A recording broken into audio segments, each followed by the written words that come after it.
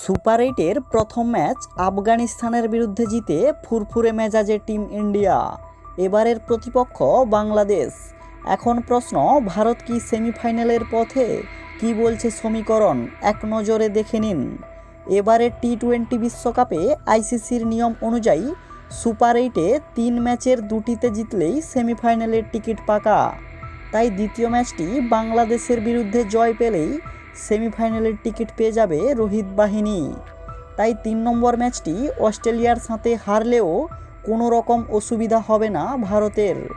এবার দেখে নিন ভারত সেমিফাইনালে গেলে কার বিরুদ্ধে খেলবে। সমীকরণটি ভালো করে দেখুন। সুপার এইটে 2টি গ্রুপ, গ্রুপ 1 ও গ্রুপ 2। গ্রুপ 1 থেকে 2টি দল ও গ্রুপ 2 থেকে 2টি দল সেমিফাইনালে যাবে। তাই ভারত যদি গ্রুপ 1 থেকে দ্বিতীয় নম্বর পজিশনে থেকে ফিনিশ করে, তাহলে গ্রুপ 2তে 1 নম্বর পজিশনে থাকা শক্তিশালী দল ইংল্যান্ডের সাথে সেমিফাইনাল খেলবে। কিন্তু ভারত যদি সুপার এইটের শেষ ম্যাচটি অস্ট্রেলিয়ার বিরুদ্ধে জয় পেয়ে গ্রুপে টেবিল টপার হয়, তখন কিন্তু গ্রুপ 2তে 2 নম্বর পজিশনে যে দল থাকবে, অর্থাৎ দক্ষিণ আফ্রিকা বা ওয়েস্ট ইন্ডিজের মধ্যে যে কোনো একটি দলের সঙ্গে সেমিফাইনাল খেলবে।